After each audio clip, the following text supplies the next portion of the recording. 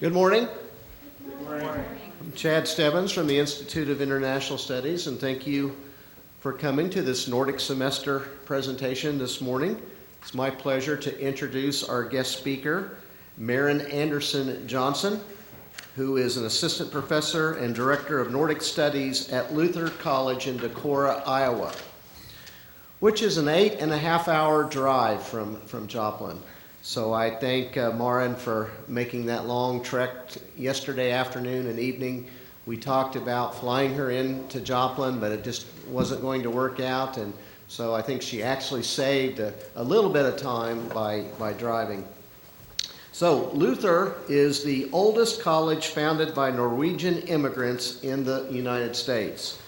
The Nordic Studies Department at Luther is home to a variety of courses on Nordic language, literature, and lifestyle. Their topics range from the works of Henrik Ibsen to contemporary Nordic television. Our speaker received her MA and PhD in Scandinavian language and literature from the University of Washington. She completed her dissertation at the Ibsen Center at the University of Oslo in Norway. And she is originally from Seattle, you know.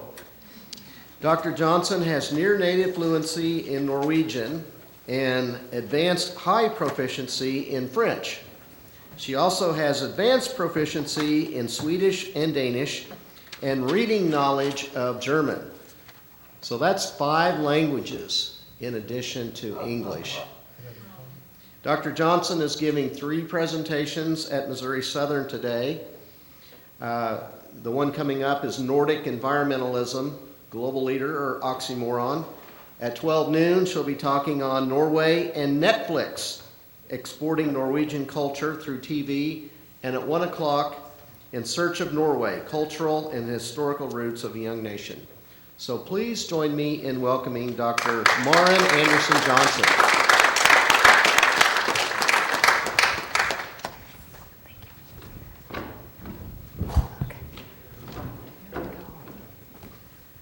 Good morning, and thank you. I am going to test the microphone working okay this morning. Okay, fabulous. Thank you, and good morning, and thank you all for being here today. Thank you, Professor Stebbins, for the invitation to be here. It is always wonderful to talk about anything Nordic. Why? Well, my livelihood is tied to it. I am a professor of Nordic Studies.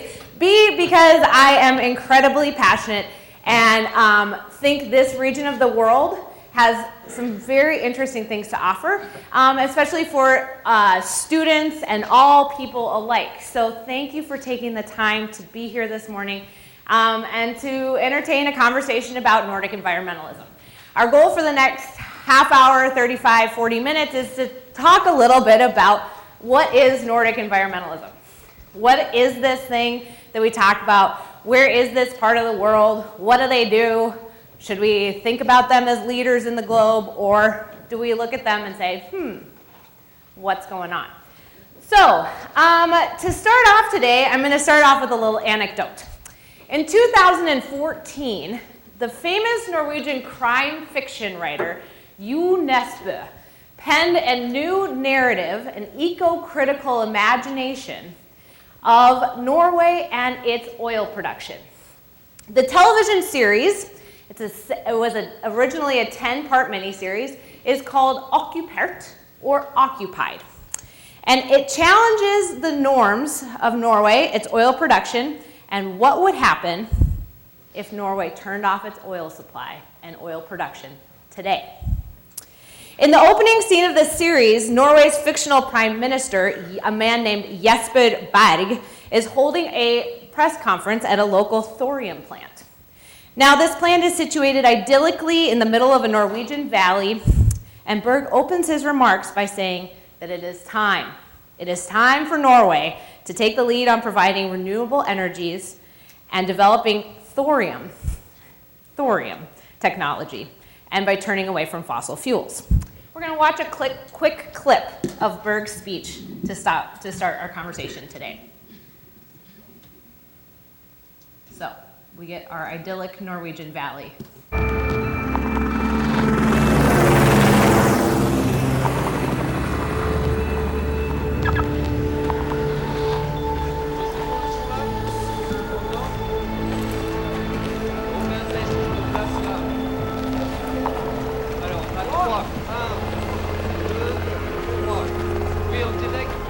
Thomas Ericsson, Ny Tid.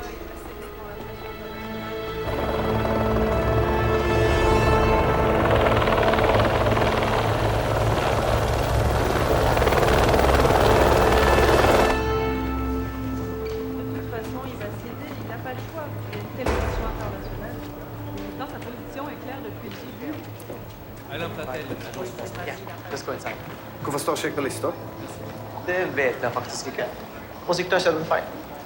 Kom igjen. Beklager, jeg får ikke gjort noe med det nå, ass. Ja, hvis du snakker med Jesper Berg, da. Jeg er sikker på at han vil ha meg der. Hi. Hey, nice to meet you. Yeah, nice to see you again. You can just check in at the counter and I'll be right with you. Okay, thank you. Nice. Vi har vært et talerør for dere. Vi har fulgt dere gjennom hele valgkampen. Vi har skrevet om thoriumsprosjektet opp og ned. Vi har gjort så mye for dere.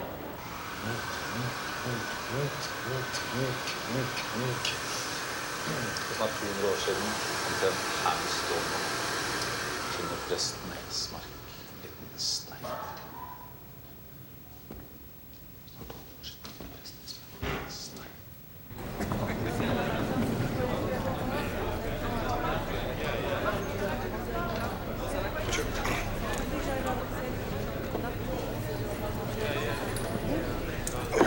Unnskyld, den har holdt deg til hele vinter. Ja, jeg vet jo det. Men Helle sa ikke du, Thomas, vil være så snill å ta plassen min. For snart 200 år siden, ikke langt fra her vi sitter i dag, fant presten Morten Esmark en bitteliten stein som inneholdt et mineral som han valgte å kalle toritt. Dette ledet oss til grunnstoffet thorium. Og det at en prest gjør et så viktig vitenskapelig funn, det er et lysende eksempel på at verden endrer seg når vi er villige til å tenke utenfor våre vante rammer. Thorium, fra guden Thor. Kraften i Thors hammer, det er den kraften som kan redde oss fra den verste krisen menneskeheten har stått overfor. Derfor er åpningen av Norges første thoriumsanlegg ikke bare en stor dag for norsk energipolitikk. Det er en stor dag for Europa. Det er en stor dag for verden. I vanskelige tider er det fristende å se seg tilbake til olje- og gassalderen, som har brakt deler av vår sivilisasjon en velstand ingen kunne håpe på. Men fossile brennstoff kan ikke lenger gi oss håp. For fossile brennstoff er selve årsaken til klimakrisen. Tiden for fossile brennstoff er forbi. For Norges del betyr det at oljealderen er slutt. Okay, so we will stop there because it is important for a couple reasons. Here we go, back to the screen. To think about this plot and what happens in this opening scene here at this thorium plant. There are two ways one could read that 3-minute clip there, especially coming from a Norwegian crime fiction author. First of all, one could read it as a progressive political message. The NESPO is trying to take a stance and say it is time to think about our environmental impact and our environmental protection and move away from oil and gas as the main source of energy in the world. Number one. Or, number two, one could read this as NESPO's critique of his home country, of Norway, and their decision to continue to support and to drill for oil, often in very environmentally hazardous lands. So this is an equally interesting argument to explore when one begins to delve into the environmental policies in the Nordic region today. Instead of saluting Norway's efforts, is NESPO in fact criticizing his own country? So is the Nordic region a global leader or in environmental policy, or is it just an oxymoron to put Nordic and environmentalism together? This is a topic and a question that I've been playing with actually in my own work and research and teaching at Luther in the last 3 years. This past January, I traveled with 24 Luther students to Norway and Sweden to examine the business community's reaction to climate change. We visited 6 companies and 3 organizations working with sustainability and examined their ethical positions on business and its relationship. Therefore, today's talk stems from collaborative work with colleagues, students, and most recently experience in Scandinavia. So you can see here, January in Scandinavia is a beautiful time. So, what does the world tell us about the Nordic region's reputation with sustainability and environmentalism? Based on international conferences and headlines and political positions, one could say that eyes often turn towards this region and hail its success in environmental protection. In 2009, the world turned its eyes towards Copenhagen for the climate negotiations that were set to herald a new era of international cooperation and global environmental policy. The location for these conversations is important. Denmark is a country with only 5 million people. For those of you sitting in this room, the state of Missouri has 6 million people. So Denmark in and of itself is smaller than Missouri. But geographically, Denmark lies in an interesting position. It is a bridge country between continental Europe and the Nordic region. I think this signals the effort of the global community to link a region of the world that's been heralded as really progressive in environmentalism to continental Europe. So what are some of the Nordic news stories that have been heralding their environmental leadership? Few brief headlines from just the last 6 months. Number 1, Swedes are becoming world leaders not only in recycling aluminum cans, but in plastic bottles. But also they set a record this last year for buying recycled or thrifted clothes. Okay. Number 2, the Norwegian government places a tax on all companies that produce goods with plastic bottles. So, as a company produces more and more goods with plastic, the tax level increases higher and higher. The tax is only reduced if the company moves away from plastic and recycles those plastic items itself. Third, most recently, Finland has decided that they will not use coal by 2030. They will eradicate their economy of any use of coal. Fourth, environmentally friendly design has become part of this region's reputation. A 7-story office building actually in Houston, Texas was built last year, inspired by and designed by Finnish architects. This company in Houston looked to Finnish architects to design the building because Nordic architectural firms are notorious when it comes to energy efficiency and environmentally friendly design and materials. Why? Well, the Nordic region's infamously long and cold and dark winters have given a very good push for Nordic designers to become good at these types of design. And 5, just this past spring, CNN published an editorial entitled, "How the Nordic Countries Outsmarted Us Again," stressing again the power of this region to assume leadership on environmental issues that makes the rest of the world, makes us look somewhat backwards. So there is this reputation that exists about the Nordics being this environmentally exceptional place. But closer investigation reveals that the policies are not immune from critique and not riddled with their own national conflicts and challenges. While I'm not a political scientist and I'm not an environmental policy expert, what I do is I read culture and norms and values. And so while we look at environmental protection and environmental policy in the Scandinavian and Nordic region, we can see that they deserve celebration. But they are not exceptional models that provide a clear pathway towards better environmental policy globally. The model that has been established in the Nordic region cannot be replicated perfectly across the globe. They can give us inspiration, they can give us ideas, but they cannot provide the full pathway. So today we are going to become critical consumers of modes and how they can be changed and modified in alternate contexts. So, to begin, we need to talk a little bit about Nordic policy. What is special about Nordic policy and the way the Nordic countries function? Depending on the resources available in each country, the national governments have supported the need for diversified energy sources across the board. This is held since about the 1970s. Wind, solar, water, and even nuclear.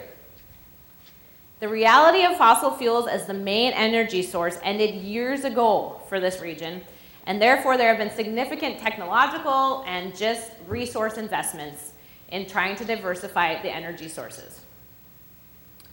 It is important to understand some of the underlying principles that got them to that position based on their types of policies, behaviors, values, and norms.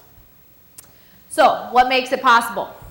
Number one, the acceptance of the scientific community's reality of climate change. One issue that still remains highly contested and debated in this country is whether or not climate change is in fact real. In Scandinavia and in the Nordic region, the majority trust, and by majority I mean 99%, trust the scientific community assessment that the Earth is in fact warming and that the cause of that warming is due to human impact.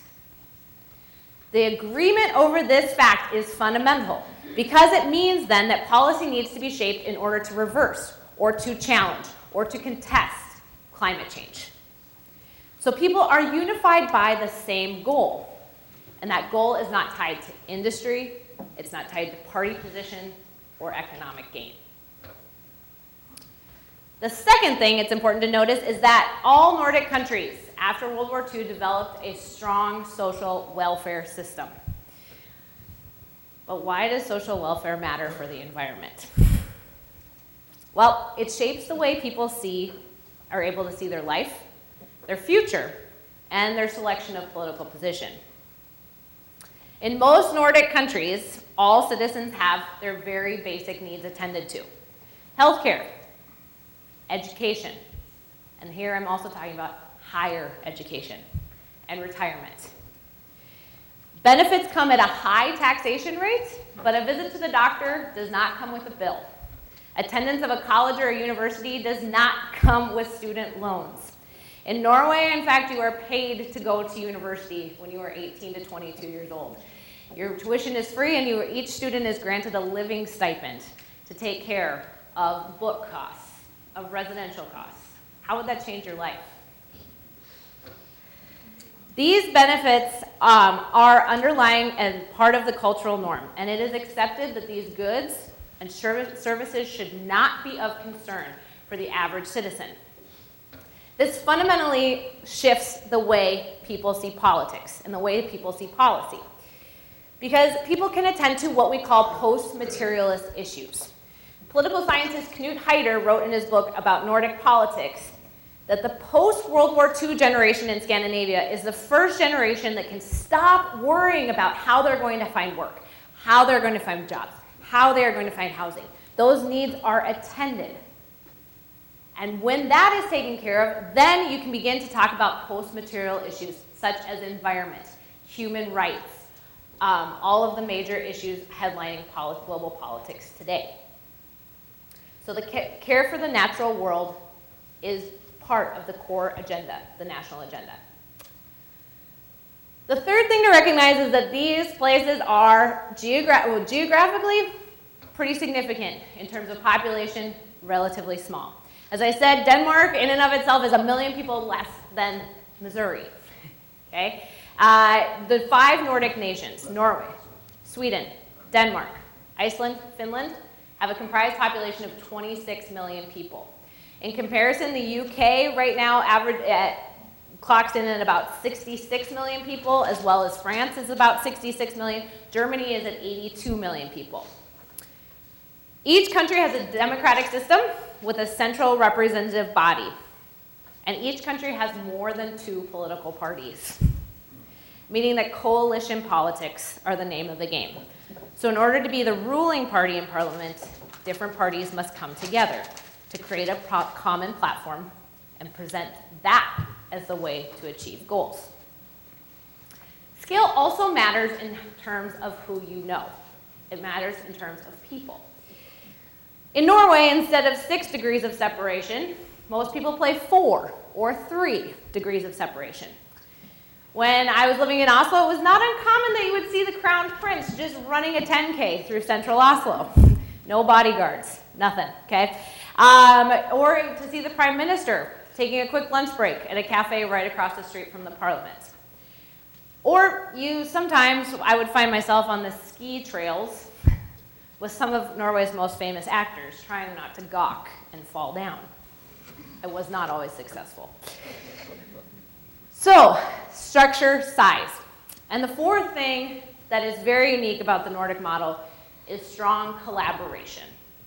Yes, internal national party politics are built on collaboration, but there is also a sense of collaboration regionally, internationally, and globally. These are small states, and after World War II, there was a considerable effort to claim collaboration as a way to strengthen the role of the region in European politics. The relatively small populations of these countries make them what political scientists Eric Einhorn and John Lowe call porous states, meaning their domestic policies contain an element of fluidity because they are always responding to, always reacting to what's happening outside of them. The Nordic countries do not have the privilege of power and size. So to be major actors, they need to work together. And as such, they have become key actors in shaping both Nordic policy, but also European policy. In terms of environmental regulations, they're known for believing in the importance of transnational and multinational structures. Currently, the Nordic countries combined provide 16% of the UN Environment Programme's budget for their entire operating budget. While that doesn't seem like a lot, 16% by this 26 million population region is pretty significant. Additionally, they have become leaders. Individuals have become leaders. For example, Dag Hammarskjöld, he was a Swede and he was the first head of the United Nations. Former Norwegian Prime Minister Gro Harlem Brundtland, she first coined the term sustainable development in 1987.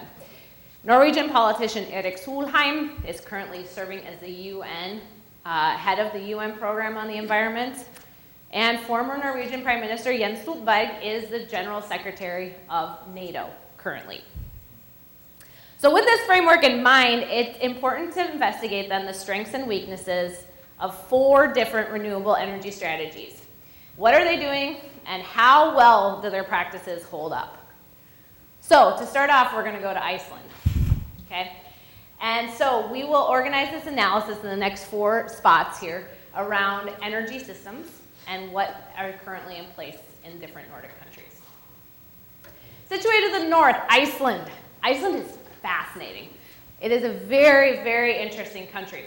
It has a population of less than 500,000 people, okay? Less than 500,000 people. So it is tiny. And in terms of immigration, net immigration and emigration, it's kind of at stasis. So not a lot of people are going to Iceland and not a lot of people are leaving Iceland. It's raising significant genetic questions because most people are becoming related. And how related? Okay, about 3 years ago, 5 years ago, a dating app was finally created in Iceland so that you could check on your genealogy. So if you meet somebody at a bar or a cafe or out and you're like, hey, cool, this may be going somewhere, you can go in and make sure you're not too related. Okay, it's reality. So it's people and its location as the island nation up north make it fascinating.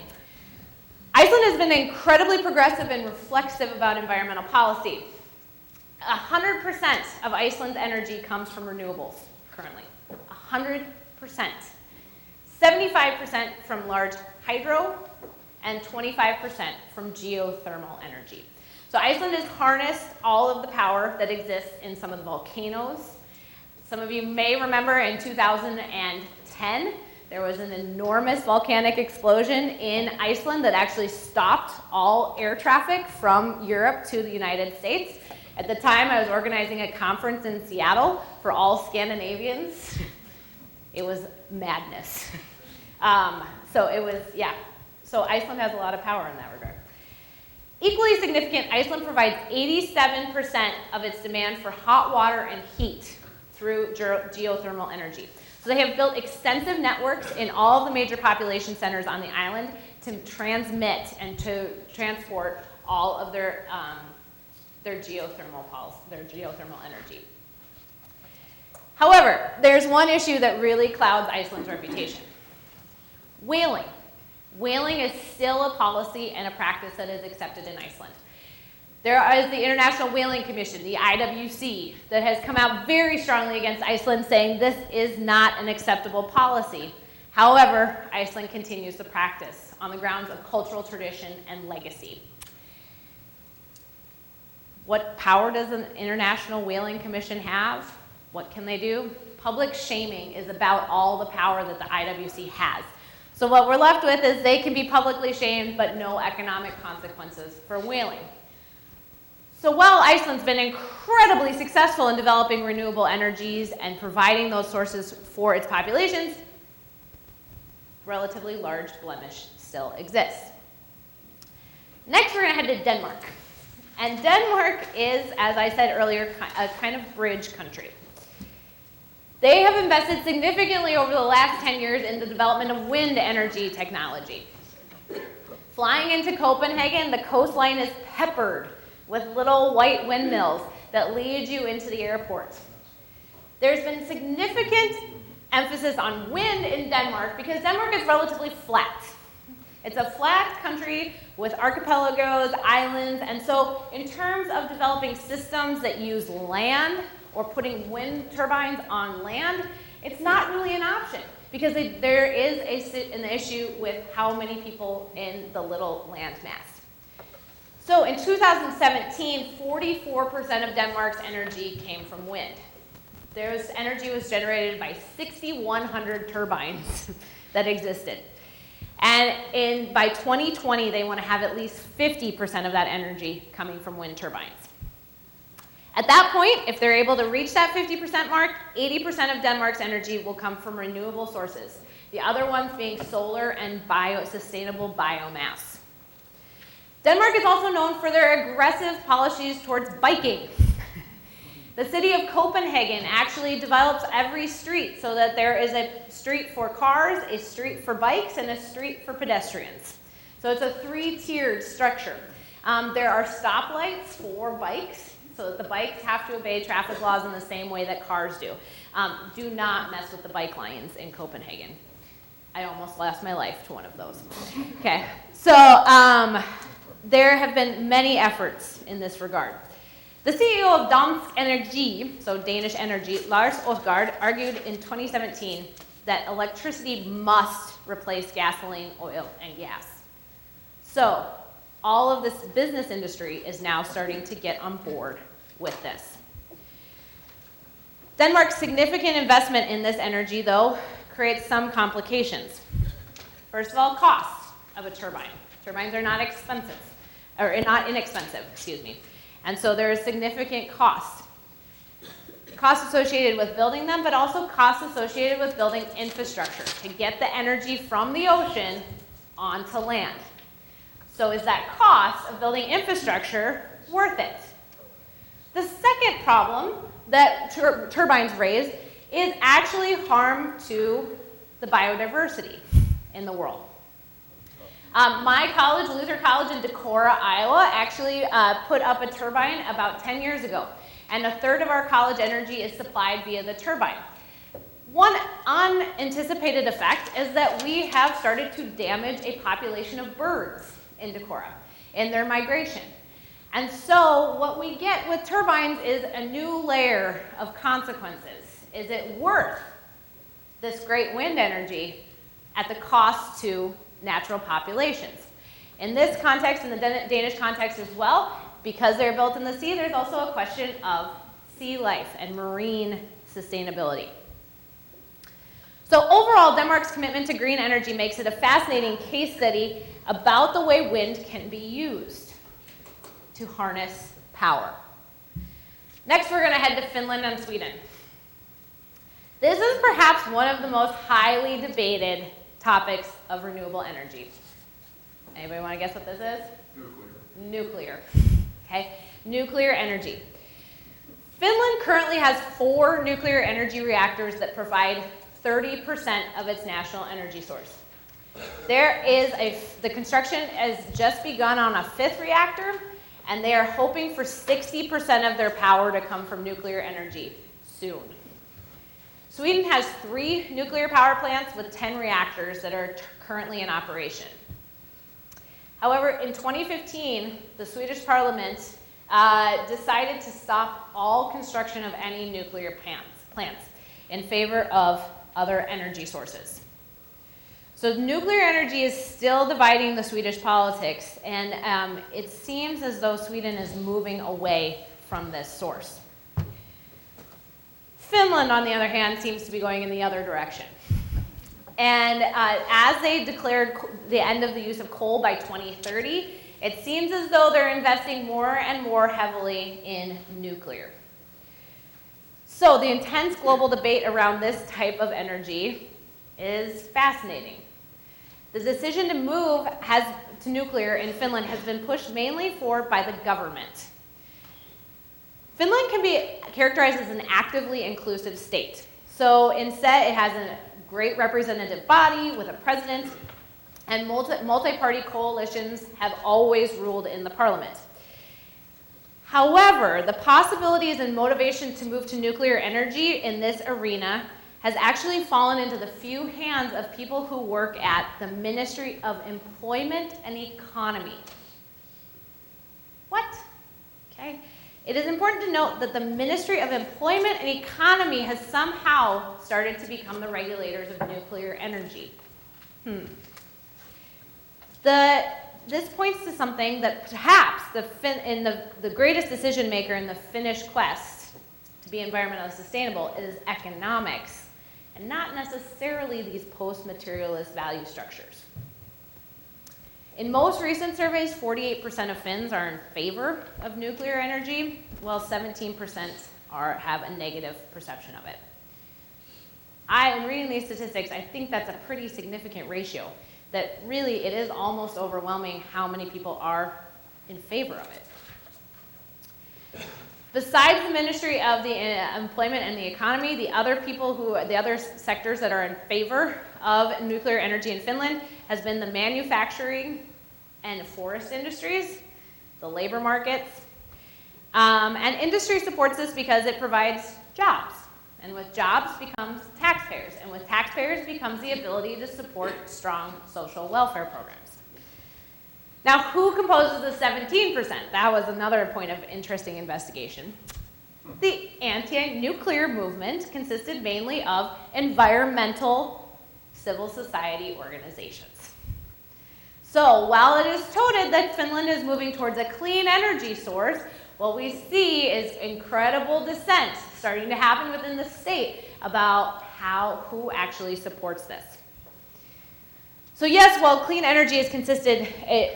energy is considered clean, there are still really significant challenges and conversations to be had. Of course, about disposal and storage, waste storage. What do you do with all of the waste? Finland is continuing to build facilities into the bottoms of mountains. So you actually have to take these little cable cars. There's a fascinating documentary on this, taking cable cars down into the base of a mountain to store nuclear waste. But what is the consequence of this? What will be the consequences of the storage of nuclear waste in 30, 50, 70, 200 years? Also, there's a question about amount of nuclear energy. Finland imports the majority of its other energy from Russia. Okay, so geopolitically, in the landscape of energy, what will happen as Finland moves to a more nuclear-based energy system and decides to move away from Finnish coal? This will be interesting to see. Okay, and now we get to the 4th case study, and perhaps my favorite, because I have great allegiance to this place, Norway. Norway is a country of 5 million people, and in the United States, there are 5 million people that claim Norwegian American descent. So, It is often argued that there are as many Norwegians in America as there are in Norway. And if you know any Norwegian Americans, we tend to be very proud of where we come from. And so when we talk about Norway, it's, always great. So the conservative government in Norway currently is aiming to decrease the amount of emissions, especially from cars. And so they want to decrease emissions by 40%. And currently, all electricity across the board in Norway is actually generated via hydropower. In 2014, the first member of the Green Party was ever elected to the parliament in Norway, in Oslo. And there's an ethos in Norway that is interesting because it attaches much of the human value to nature. Couple things. The city of Oslo itself is actually 2/3 forest. 1/3 city, 2/3 forest.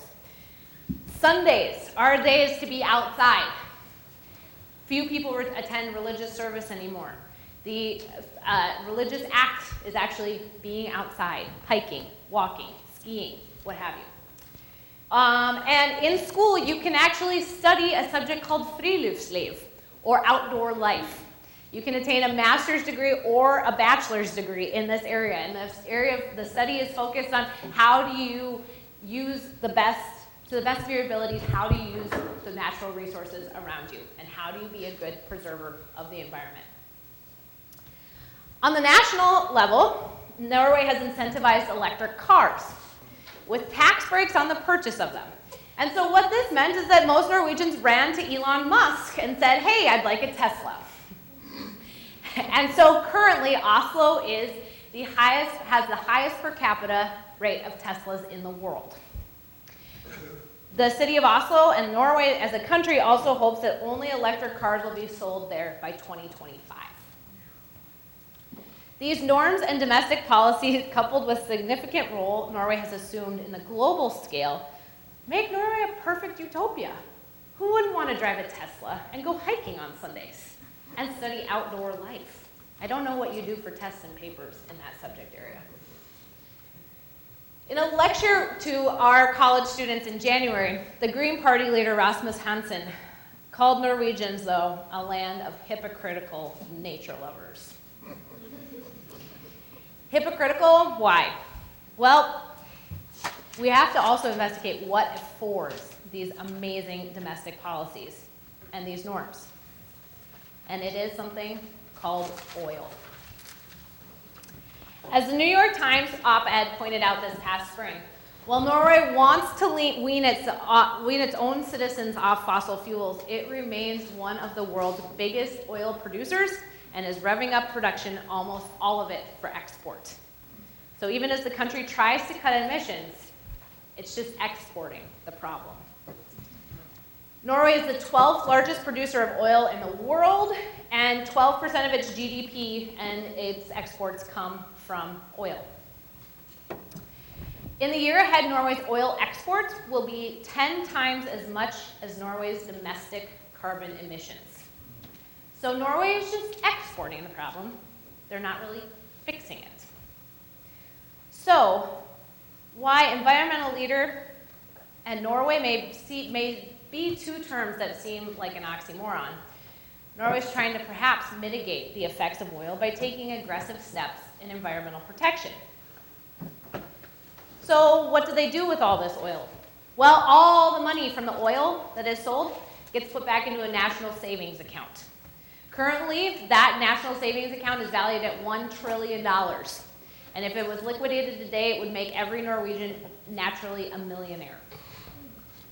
The oil fund no longer is invested in companies that use coal, and only invest in companies that participate in the Carbon Disclosure Project. That is companies that are very open and transparent about their environmental policies. That oil fund, the Norwegian Sovereign Oil Fund, owns 1% of the New York Stock Exchange. So, can Norway be considered a global leader when it exports the resource with such a direct effect on climate change? Do we see the Norwegian state just trying to make up for it? Hey, we'll do all these great things at home, but we'll just pretend that we're not affecting what goes on other places. So in conclusion, and I'm hoping we'll get a few minutes for questions here, why does the examination of these countries and this region in particular, what does it mean in terms of global conversations about environmental leadership and environmentalism? First of all, I hope that in these last few minutes we've complicated the image of the Nordic region as being this utopic, really awesome place that's taking progressive policies and really implementing them with no issues. In the last 80 years, strong social democracy in the Nordic region has established a strong sense of national cohesion and social trust. In that, the relatively small populations meant that they've been able to be a little bit more experimental. They've been able to try some different things and be more nimble. But as a Norwegian sociologist, Lars Mjøse, says, this model of being nimble, of being reflexive, of being experimental in politics and policy really only applies to this region because of size. So we can't look at this model and say, wow, great, geothermal energy all through Iceland on a grid. Let's apply it here in the United States. It just doesn't work. But there are still lessons we can learn in cooperation and collaboration. Just this week, the Norwegian Minister of the Environment, Ola Elvestuen, returned from the Climate Action Summit in San Francisco. When interviewed in Oslo upon his return, he came back with a report called New Climate Economy. And Norwegians are not always known for their optimism about the world, but he came back and he said the global green revolution is happening so much faster than anticipated, with significant investments still existing in oil production, but the future of energy in the globe is departing more quickly from oil than originally expected. So the Nordic Council, the Nordic countries themselves, the EU, the UN, are all providing models of cooperative leadership on climate change issues. Their leadership contributes a unique lens that is in contrast to the major powers of Russia, China, and the United States, and therefore, I would not go as far to say today that it is an oxymoron to talk about in Nordic environmentalism. Rather, there leaves much room for future study and exploration about the challenges and the issues and the modes that differentiate approaches to environmentalism. So today, we are going to leave with four different pathways towards some issues about climate change and environmental leadership. And if there are questions, thoughts, comments, reactions, I would gladly take them. But I also know class periods end at 10:50.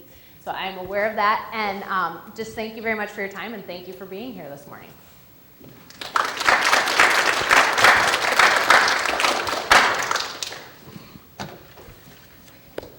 I recently read an article that 40% of the oil that Sweden gets is from Russia.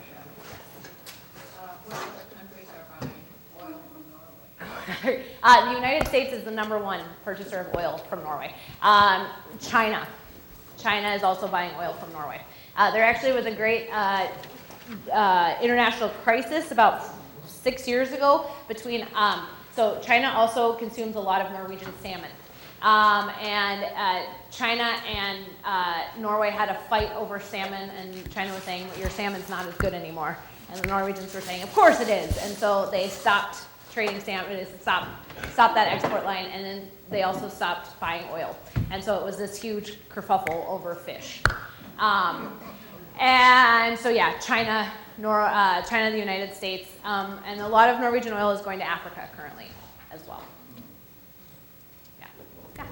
I was wondering what solutions for climate change might be provided when, like, a country the size of Norway still has to use oil to be financially stable. How can a country the size of the United States do a similar thing? Yeah, it's a great question. So if we can solve that question, Yahtzee. In a lot of the work I've been doing on this, we've been talking about scale and economies of scale.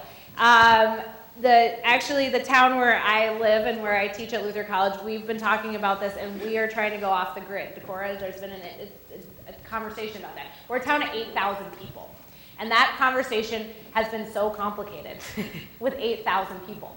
I think we'll get there, But I think if we're ever going to move off the grid, we've got to be able to do it in smaller scales. I don't know that we're ever going to be as a nation in a spot where we're going to be able to do that effectively. In terms of resource base, Norway's able to do it. Yeah, Norway has a $1 trillion trust fund to make it possible.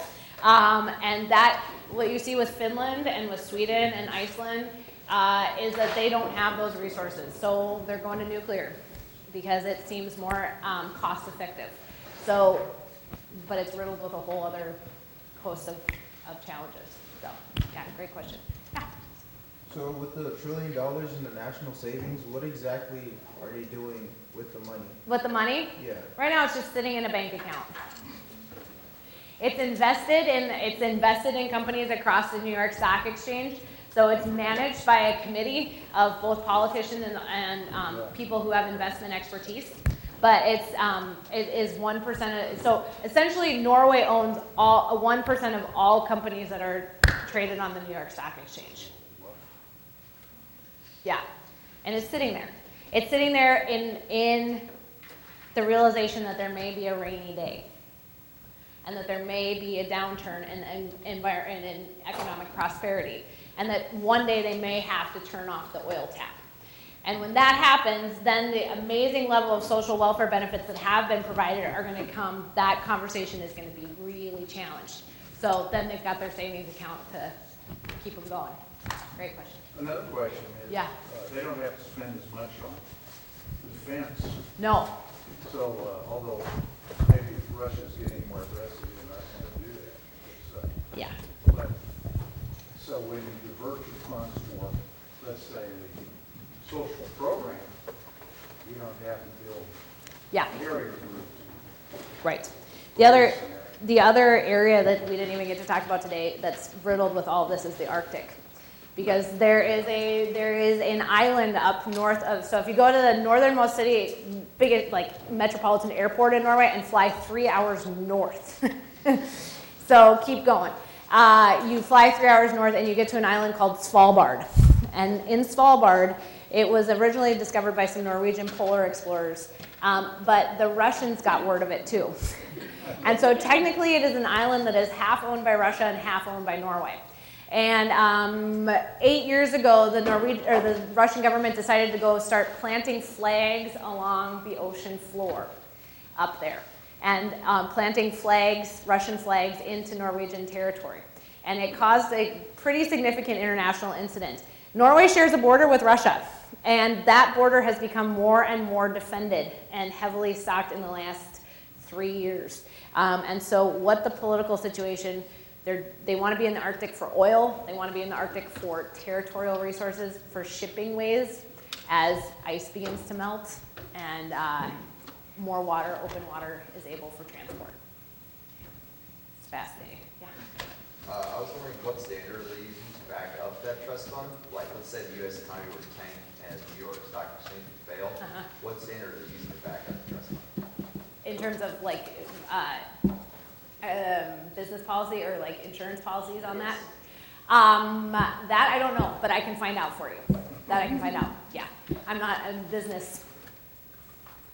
I know numbers, but I'll find that out for you. Yeah, absolutely.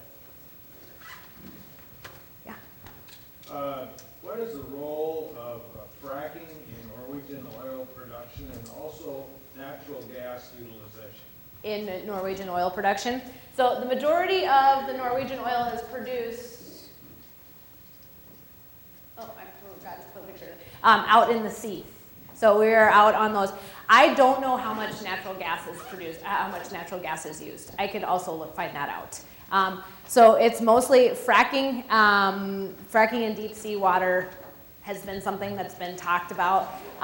The biggest debate right now happening in Norway is about drilling in the Arctic and drilling especially up in the Lofoten Islands. That's where the biggest closest to onshore debates are happening right now. I'm not totally sure. I can find that out though. Do they not use fracking? It is not an accepted practice, has not been an accepted practice up to this point, but there are questions about how they're going to access this next round of oil wells and if fracking is the way to do that. Yeah, and then we'll come back. Yeah. What sparked your interest in environmentalism? Okay, well this is funny. It sparked when I was handed a textbook as a graduate student and said that I was going to be the TA for a graduate level course at the University of Washington, and I had to read the textbook in 24 hours and get ready to teach a class of 150 students the next day. And I was like, whoa, because my background has been in literature. So I do a lot of literary analysis. I do television analysis as well. But my background in this really got sparked by teaching this class. And I got into the classroom and I had 125 students that I had to, teach them something, hopefully. And so that sparked that. So that would have been fall of 2010. And ever since then, it's kind of just been a thread carrying through. What is the major opposition to nuclear? A lot of it has been emotional. Yeah. But In Sweden in particular, or Finland? well, let's say it's Sweden. Yeah, in Sweden, it's been a lot of emotional reaction. It's also the Swedes. Sweden's a fascinating case study. Sweden has the largest Nordic population at about between 9 and 10 million. Sweden has been the most progressive in business culture and in industry. So great old IKEA, okay? Spotify, many of you listen to Spotify. Spotify is Swedish. Skype is Swedish. And so in terms of the business culture in Sweden, it's been much more progressive and much more aggressive in thinking about environmental issues. So the nuclear reaction in Sweden, or the response to nuclear energy in Sweden has been a lot of emotion. There have been significant questions in Sweden about the sustainability of this source going forward. And I think that conversation has entered in Sweden much faster than it has in Finland. Sweden also does not have the same topography. It's mountainous in the north, but it does not have the same topography as Finland. Finland has mountains kind of scattered throughout. And so topography and storage of waste is really problematic. And you don't want to be carting on semis nuclear waste across borders, like if Finland would take it. So that's been some of the pushes. Technology in Sweden the technology industry has been much more aggressive. And so I think there's, among the business sector, there's a much bigger push to think about alternate technologies that could be developed for green energy. Great questions. Cool.